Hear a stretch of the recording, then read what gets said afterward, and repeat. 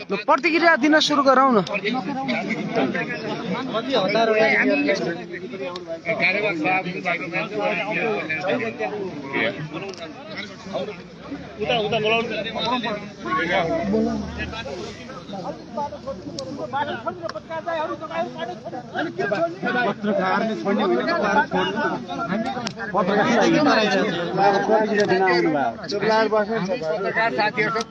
तपाईहरुकै सहजताको लागि आउनु भएको के हो उहाँहरु आधिकारिक मान्छे आउनु भएको छ सुन्नु न कुरा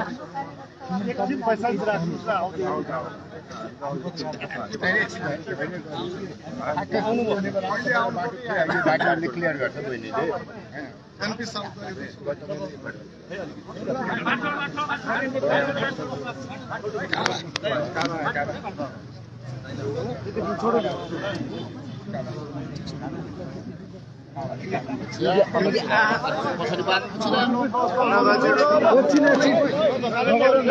नदगालौ न भिडियो हो बोल्दै हो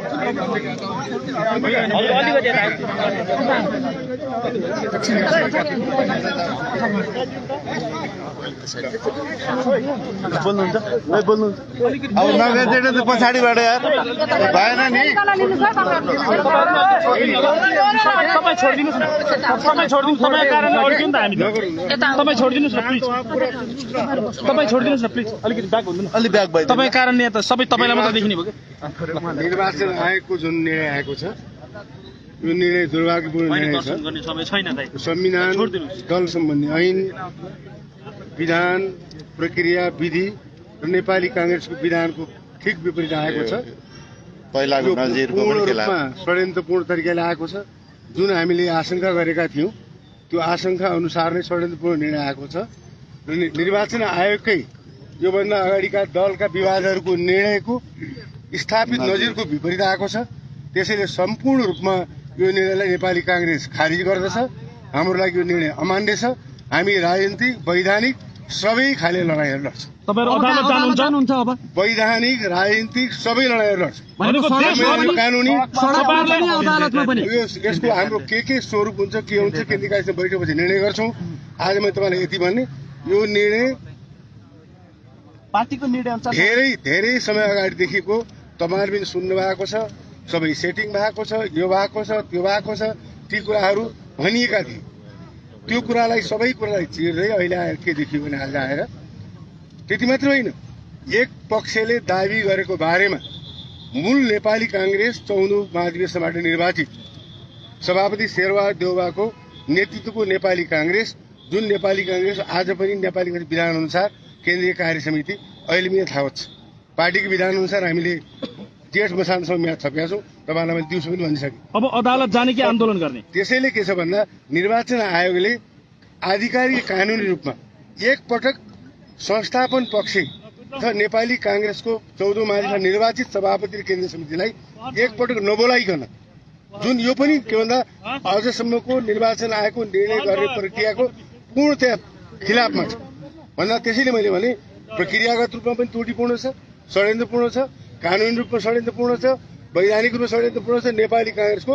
विधान न्यायालयको सर्वथा विपरीत निर्णय आएको छ यो निर्णय नेपाली कांग्रेस खारिज गर्दछ यो हामीलाई अमान्य छ र हामी यो निर्णयका विरुद्धमा वैधानिक कानूनी राजनीतिक सबै खालका लडाईँ लड्छौं यसका लागि हाम्रो बैठक बसेर विस्तृत कार्ययोजनाहरू हामी निर्वाचनमा के हुन्छ तपाईहरुको निर्वाचन के हुन्छ अब निर्वाचन के हुन्छ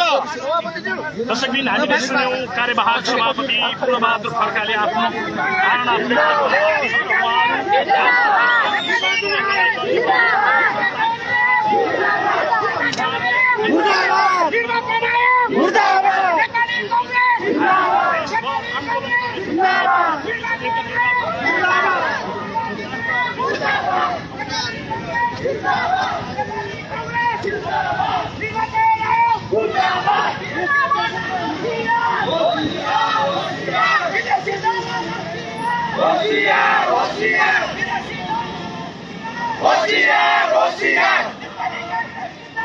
जिंदाबाद जिंदाबाद जिंदाबाद जिंदाबाद होशियार होशियार होशियार होशियार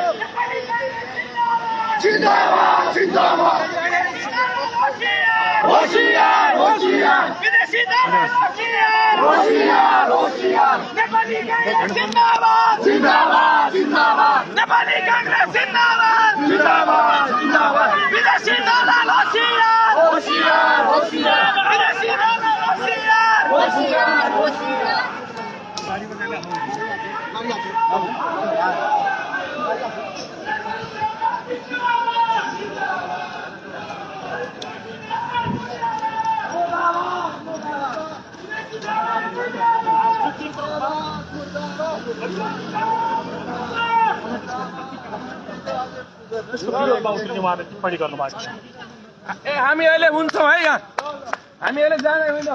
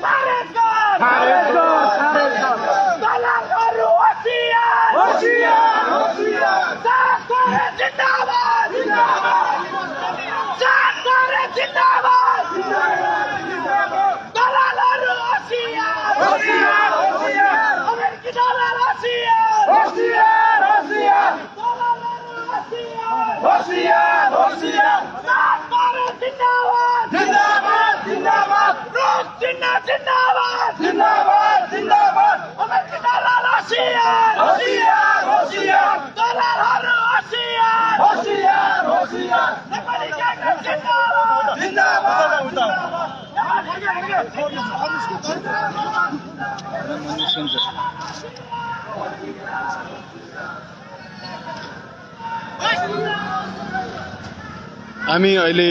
निर्वाचन आयोग अगाडिबाट प्रत्यक्ष प्रसारण गरिरहेका छौँ। तपाईहरू देख्न सक्नुहुन्छ नेपाली कांग्रेसको वैधानिकता गगन थापा पक्षले पाएपछि विशेष महाधिवेशनबाट निर्वाचित पक्षले वैधानिकता पाएसँगै कांग्रेसको शेरबहादुर देउवा पक्षले यहाँ नाराबाजी गरिरहेको छ र केही अगाडि पूर्णबहादुर खड्का कार्यवाहक सभापति हुनुहुन्थ्यो, उहाँले चाहिँ यो निर्णय हामी मान्दैनौँ, अवैधानिक छ भनेर अस्वीकार नमान्ने घोषणा गर्नुभएको थियो। अहिले यहाँ नेविसङ्घका र कांग्रेसका युवा कार्यकर्ताहरूले नाराबाजी गरिरहेका छन्। तपाईले देख्न सक्नुहुन्छ उहाँले निर्वाचन आयोग अगाडि नाराबाजी गरिरहेको अवस्था हो। निर्वाचन आयोग मुर्दाबाद मुर्दाबाद मुर्दाबाद विवादित निर्णय खारेज कर खारेज कर खारेज कर अमेरिकी दलाल होशियार होशियार होशियार विदेशी शक्ति होशियार होशियार होशियार जिंदाबाद जिंदाबाद जिंदाबाद मुर्दाबाद मुर्दाबाद होशियार होशियार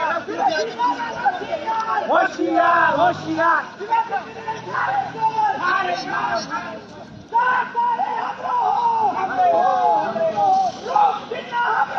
नेताहरू एकैछिन अगाडि आएर पूर्णबहादुर खड्का आएर मिडियालाई सम्बोधन गरेपछि आफ्नो असहमति जनाएपछि पूर्णबहादुर खड्का, प्रकाशमान सिंह, विमलेन्द्र निधि, एनपी साउद लगायत मिनेन्द्र रिजाल लगायतका नेताहरू बाहिरिसकेका छन्। उनीहरू गाडी चढेर बाहिरिसकेका छन् भने यहाँ अरू कार्यकर्ताहरूलाई यहीँ रहन तरुण दलका कार्यकर्ताहरू यहाँ नाराबाजी गरिरहेको देखेका छौँ।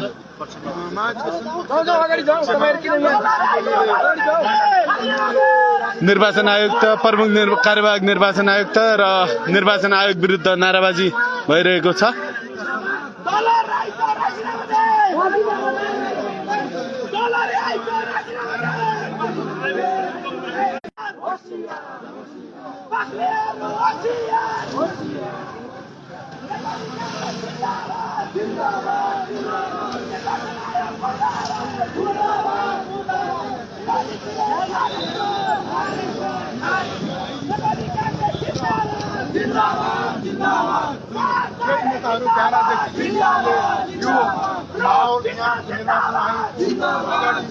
तपाईँ गएर कुमार पेन्टको घरमा जानुहोस्, सबै न्युज पाउनुहुन्छ। किन फुट्यो भन्ने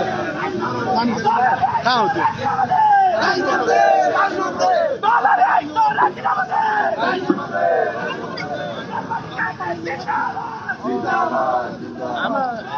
साथी हो होशियार साथी हो हान्नुपर्छ यहाँ होशियार होशियार पाइँदैन अहिले राति 12 बजे होइन हान्नुपर्छ है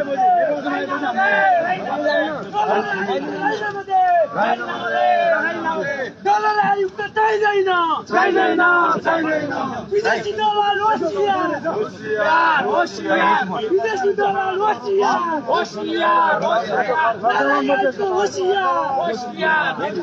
डलर आयुक्त राजीनामा दे नेपाली कांग्रेस जिन्दाबाद शरबत देउवा जिन्दाबाद डलर आयुक्त राजीनामा दे डलर खेती बन्द कहिलेसम्म बेचिन्छ विदेशी एजेन्ट होशियार विदेशी एजेन्ट होशियार बाख्रा बटन होशियार विदेशी दलाल होशियार नालाई आयुक्त राजीनामा दे अलि गेट सेट तोडाउन हेर देखाउन हान्नुपर्छ रातको 12 बजे मटन काजी मुर्दाबाद यस्तो गर्नुका यो बेन्चीले भयो बेन्चीले घर चला आदेश राति घर चलाउनु साला दलाल निर्वाचन आयोगको यो निर्णय गर्नेहरुको घर चलाउनु जानु पर्यो यो सरकारको देश हस्तक्षेप हो यो घर चलाउनु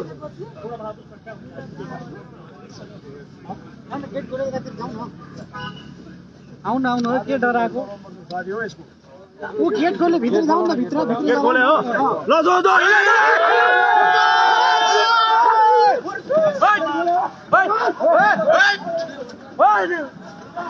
दलालाई त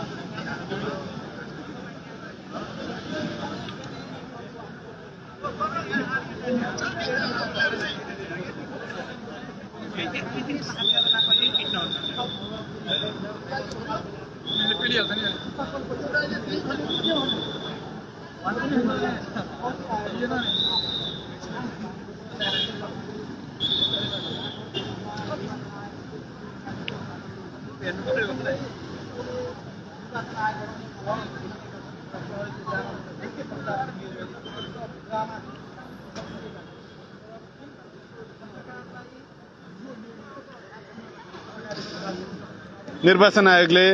नेपाली कांग्रेसको आधिकारिक सभापति गगन थापा हुने र गगन थापाको नेतृत्वमा विशेष महाधिवेशनले पुस 30 गते चयन गरेको नेतृत्व नै आधिकारिक हुने निर्णय दिएपछि पूर्णबहादुर खड्काले उक्त निर्णय नमान्ने घोषणा गरेका छन्। यो निर्वाचन आयोगको अगाडि आएर पूर्णबहादुर खड्का, प्रकाशमान सिंह लगायतका नेताहरूले, विमलेन्द्र निधि लगायतका नेताहरूले उक्त निर्णय नमान्ने घोषणा गरेपछि बाहिरिएका छन् भने केही कार्यकर्ताहरू, तरुण दल र नेवी संघका केही कार्यकर्ता नेताहरू यहाँ जम्मा भएका छन्। सुरक्षाकर्मीको ठूलो संख्या उपस्थित छ यहाँ।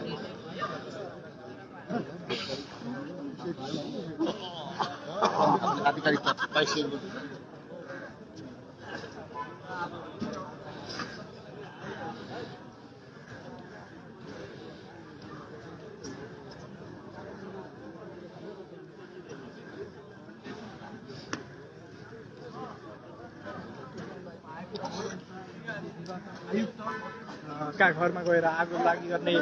र निर्वाचन आयोगमा हस्तक्षेप गर्ने अथवा आगो लागि गर्ने एजेन्सीहरूले जस्तो गरेका थिए दोस्रो दिन त्यस्तै गर्छौँ भनेर भनिरहेको अवस्था थियो र हामीसँग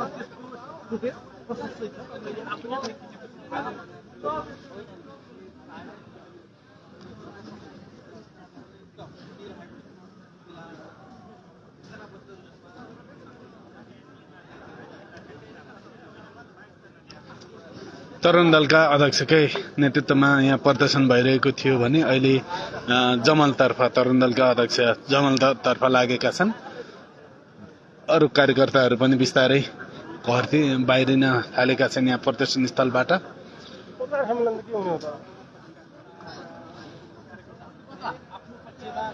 असन्तुष्टि जनाइरहेका कार्यकर्ताहरू अब सडकबाट बाहिरिन लागेका छन्, यहाँबाट निस्किन लागेका छन्। शेरबहादुर देउवा पक्षको असन्तुष्टि यहाँ जाहेर भएको छ। पूर्णबहादुर खड्का आएर पूर्णबहादुर खड्काले यो निर्णय मान्य नहुने र पहिल्यै योजना बनाएर यो सबै भएको हो भन्ने आरोप लगाएर पूर्णबहादुर खड्का लगायतका नेताहरू बाहिरिएपछि केही बेर कार्यकर्ताहरूले प्रदर्शन गरेका थिए। उनीहरू पनि एकछिन प्रहरीसँग धक्कामुक्की भएपछि प्रहरीले अलि परसम्म लखेटेपछि उनीहरू पनि बाहिरिएका छन् यहाँबाट।